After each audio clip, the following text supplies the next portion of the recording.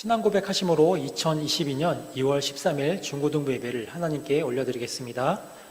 전능하사 천지를 만드신 하나님 아버지를 내가 믿사오며 그 외아들 우리 주 예수 그리스도를 믿사오니 이는 성령으로 잉태하사 동정녀 마리아에게 나시고 본디오 빌라도에게 고난을 받으사 십자가에 못 박혀 죽으시고 장사한 지 사흘 만에 죽은 자 가운데서 다시 살아나시며 하늘에 오르사 전능하신 하나님 우편에 앉아 계시다가 저주로서 산 자와 죽은 자를 심판하러 오시리라.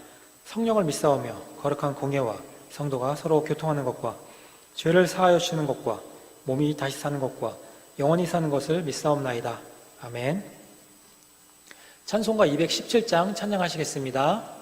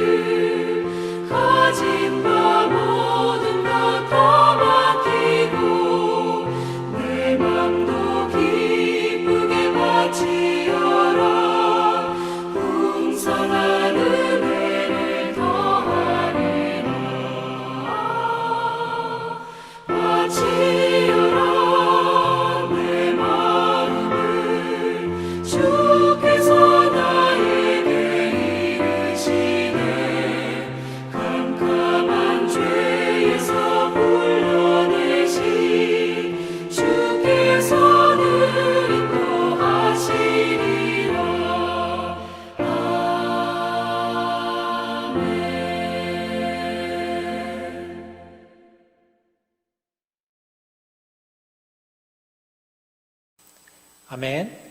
오늘 말씀은 열왕기하 17장 6절, 8절, 22절, 23절 말씀입니다. 다 같이 화면을 보고 읽어주세요. 호세아 제9년에 아수르 왕이 사마리아를 점령하고 이스라엘 사람을 사로잡아 아수르로 끌어다가 고산강가에 있는 할라와 하볼과 메대 사람의 여러 고을에 두었더라. 이 일은 이스라엘 자손이 자기를 애굽 땅에서 인도하여 내사 애굽의 왕 바로의 손에서 벗어나게 하신 그 하나님 여호와께 죄를 범하고 또 다른 신들을 경외하며 여호와께서 이스라엘 자손 앞에서 쫓아내신 이방 사람의 규례와 이스라엘 여러 왕이 세운 율례를 행하였음이라. 이스라엘 자손이 여로보암이 행한 모든 죄를 따라 행하여 거기서 떠나지 아니하므로 여호와께서 그의 종 모든 선지자를 통하여 하신 말씀대로 드디어 이스라엘을 그 앞에서 내쫓으신지라. 이스라엘이 고향에서 아수르에 사로잡혀가서 오늘까지 이르렀더라. 아멘. 친구들, 한 주간 또 잘 지냈나요? 오늘은 본문 말씀을 통해서 죄를 심판하시는 하나님이라는 제목으로 말씀 나눌게요. 우리 주변에는 타인을 위해 희생하는 직업이 참으로 많아요. 우리 곁엔 늘 있지만 평소에는 그 분들의 희생을 잘 모르다가도 어떤 큰 사건이 발생하면 그분들의 섬김은 정말로 감사하고 대단한 것 같아요. 예를 들면 소방관과 같은 직업이에요. 언젠가 큰 물류창고에 불이 났어요. 소방관이 출동해서 불길을 제압하는 과정에서 구조대장 한 분이 불길에 갇히게 되었어요. 자신보다 젊은 소방관들을 먼저 내보내고 본인은 가장 마지막으로 빠져나오다가 갇혔다고 해요. 다른 사람을 위해 목숨을 바친다는 것은 참으로 대단한 일 같아요. 불을 완전히 진화한 후에 그 큰 불이 왜 일어났는지 원인을 규명하려고 조사를 했고 또 원인이 밝혀졌어요. 원인은 무엇이었을까요? 불이 처음 발생했을 때 경보가 울렸지만 안타깝게도 경보기가 오작동한 줄 알고 무시했다고 해요. 그것도 무려 6번이나 경보기의 소리를 무시했다가 큰 불이 되었다고 해요. 화재 경보를 무시하는 어리석은 행동이 큰 화를 낳은 거예요. 하나님은 말씀을 통해 우리에게 어떤 경고를 하고 계세요. 오늘 말씀을 통해서도 하나님은 경고하고 계세요. 이스라엘은 솔로몬 이후에 남과 북으로 나뉘었어요. 남쪽은 남유다라 부르고 북쪽은 북이스라엘이라 불러요. 하나님은 남유다와 북이스라엘의 역사를 통해 우리에게 보여주고 싶으신 마음이 있어요.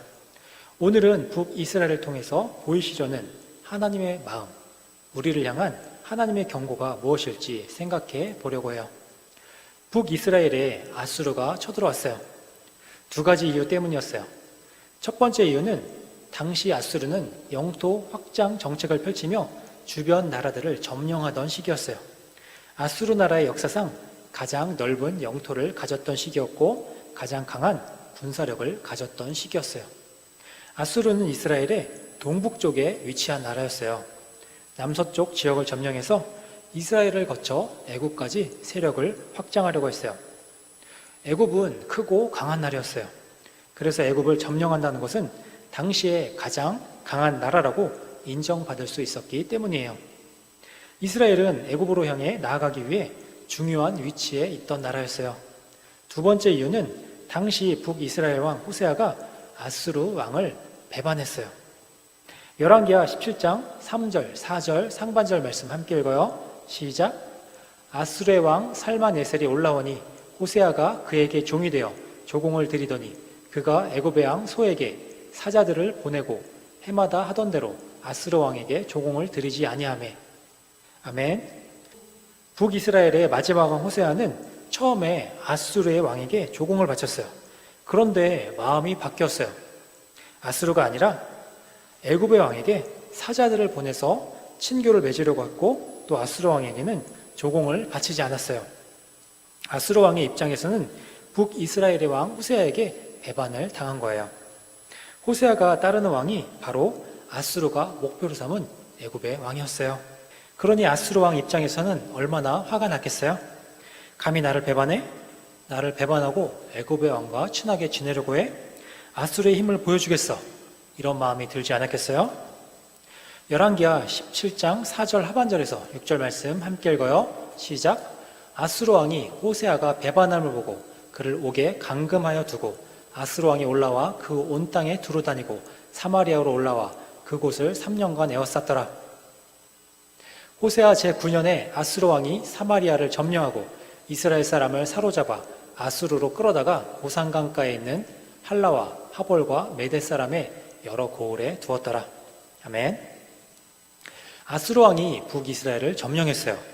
아수르 왕은 아수르의 사람들을 북이스라엘에서도 사마리아에 데려와 살게 했고 사마리아에서 살게 된 사람들이 자신이 섬기던 우상을 가져왔어요.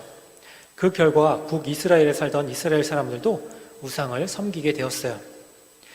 친구들, 일반 역사의 시각에서 보면 아수르의 영토 확장 정책과 북이스라엘의 왕 호세아의 배반으로 인해 북이스라엘이 멸망당했어요. 그러나 하나님의 시각에서는 어떨까요? 하나님은 왜 하나님이 사랑하는 백성인 북이스라엘이 멸망하도록 내버려 두셨을까요?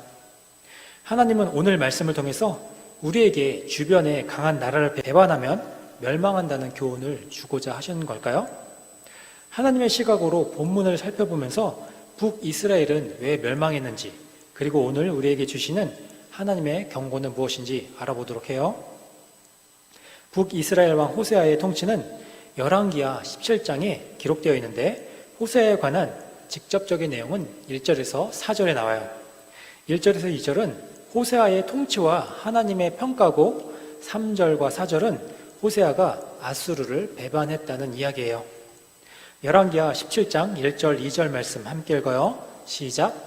유다의 왕 아하스 제12년에 엘라의 아들 호세아가 사마리아에서 이스라엘 왕이 되어 9년간 다스리며 여호와께서 보시기에 악을 행하였으나 다만 그 전 이스라엘 여러 왕들과 같이 하지는 아니하였더라.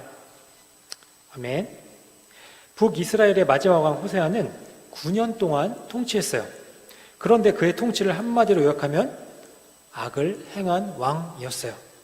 이전 왕들보다 심하지는 않았지만, 이전 왕들보다 조금은 나은 모습이 있었지만 그래도 악을 행한 왕이었어요. 9년의 통치를 통해 보여준 모습을 요약하는 말이 악을 행한 왕이라는 사실은 하나님이 보시기에 그가 실패했음을 의미해요. 9년을 통치한 호세아가 악을 행한 왕이었는데 그 모습이 이전 왕들보다 조금은 나은 모습이었다면 호세아 이전의 왕들은 도대체 어떤 모습이었다는 말일까요? 이스라엘이 남유다와 북이스라엘로 나뉘기 전에 통치했던 솔로몬 왕은 하나님의 뜻에 따라 성전을 건축했지만 그의 인생 말년에는 우상에 빠졌어요. 하나님만을 사랑하지 않고 우상을 섬겼어요. 자신의 강대함과 부유함을 자랑하며 이방 나라의 우상들에게 마음이 빼앗겨 버렸어요. 그래서 하나님은 솔로몬의 아들 때에 나라를 둘로 나누신 거예요. 하나님은 이스라엘을 둘로 나누면서 남유다는 솔로몬의 아들인 르호보암이 왕이 되게 하셨고, 북이스라엘은 솔로몬의 신하인 여로보암이 왕이 되게 하셨어요. 그리고 여로보암에게 북이스라엘이 세워진 이유에 대해 말씀해 주셨어요. 열왕기상 11장 33절 말씀 함께 읽어요. 시작. 이는 그들이 나를 버리고 시돈 사람의 여신 아스다롯과 모압의 신 그모스와 암몬 자손의 신 밀곰을 경배하며 그의 아버지 다윗이 행함같이 아니하며 내 길로 행하지 아니하며 나 보기에 정직한 일과 내 법도와 내 율례를 행하지 아니함이니라. 아멘. 하나님은 여로보암에게 솔로몬이 다윗처럼 행하지 않고 이방 우상들을 섬겨서 나라가 둘로 나뉘었다고 분명하게 말씀해 주셨어요. 우상 숭배 때문에 나라가 둘로 나뉘었어요. 그러면 이제 우상 숭배는 절대로 해서는 안 된다고 깨달아 절대로 우상 숭배를 하지 않는 게 보통이에요. 그런데 안타깝게도 북이스라엘의 역사를 살펴보면 우상 숭배를 하지 않았던 때를 찾아볼 수가 없어요. 언제나 우상을 숭배했어요. 북이스라엘을 통치했던 오므리 왕조, 예후 왕조, 므나임 왕조, 베가 왕조 등은 모두 우상을 숭배하며 멸망했어요. 그리고 오늘 본문에 나오는 북이스라엘의 마지막 왕 호세아도 우상을 숭배했어요. 하나님은 백성이 우상을 숭배했을 때 멸망하게 될 것이라고 분명하게 말씀해 주고 계세요. 십계명에도 너는 나 외에는 다른 신들을 내게 두지 말라라고 분명히 말씀해 주세요. 가나안 땅에 살게 되면서 하나님은 여호수아를 통해 너희의 조상들이 강 저쪽과 애굽에서 섬기던 신들을 치워버리고 여호와만 섬기라라고 분명하게 말씀하세요.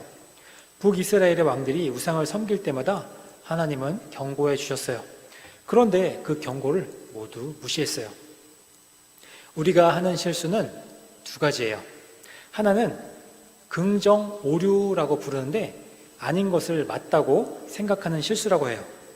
내가 좋아하는 이성 친구는 나를 좋아하지 않지만 나를 쳐다보는 눈빛이 특별했다고 생각하고 그 친구도 나를 좋아한다고 생각하고 고백을 하면 어떻게 될까요? 슬퍼지게 되겠죠?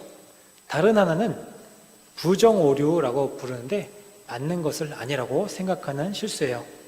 어떤 이성 친구가 나를 바라보는 눈빛이 조금은 특별해요. 카톡도 길게 보내고 애교 말투도 많이 사용해요. 주변에서 친구들이 그 친구가 나에게 관심 있는 것 같다고 말해주기도 해요. 그런데 아니야, 나를 좋아할 리가 없어 라고 생각하고 그 친구의 관심 표현을 외면하고 카톡도 늦게 읽고 무성의하게 대답하면 어떻게 될까요? 쟤는 나를 싫어하나 보다 라고 생각하고 마음을 접겠죠? 또 슬퍼지는 거예요.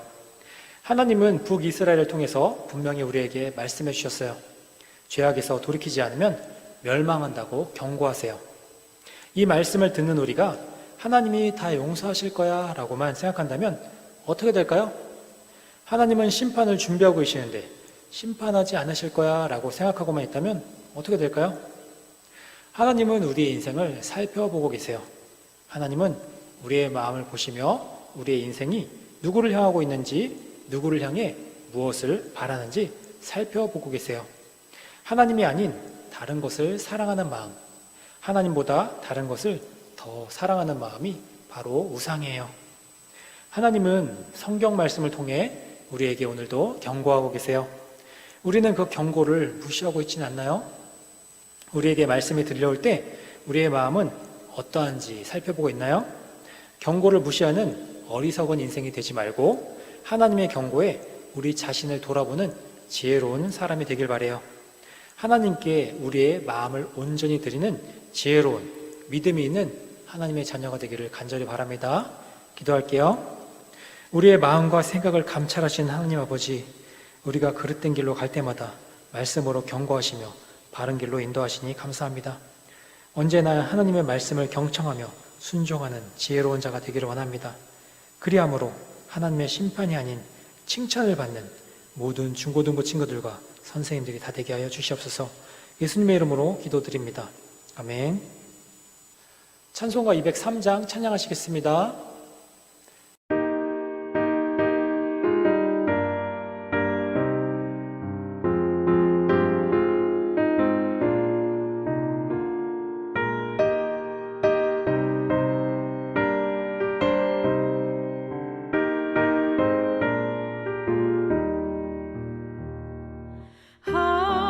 하나님의 말씀은 생명의 말씀이라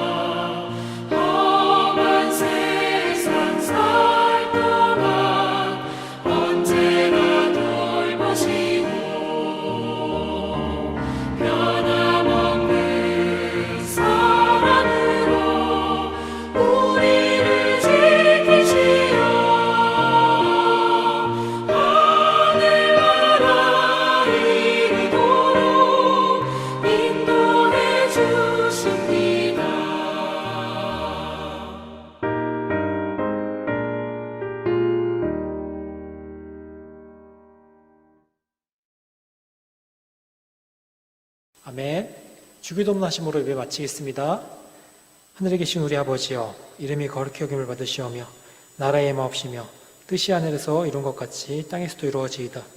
오늘날 우리에게 일용할 양식을 주옵시고 우리가 우리에게 죄 지은 자를 사하여 준 것 같이 우리의 죄를 사하여 주옵시고 우리를 시험에 들게 하지 마옵시고 다만 악에서 구하옵소서. 대개 나라와 권세와 영광이 아버지께 영원히 싸움나이다. 아멘.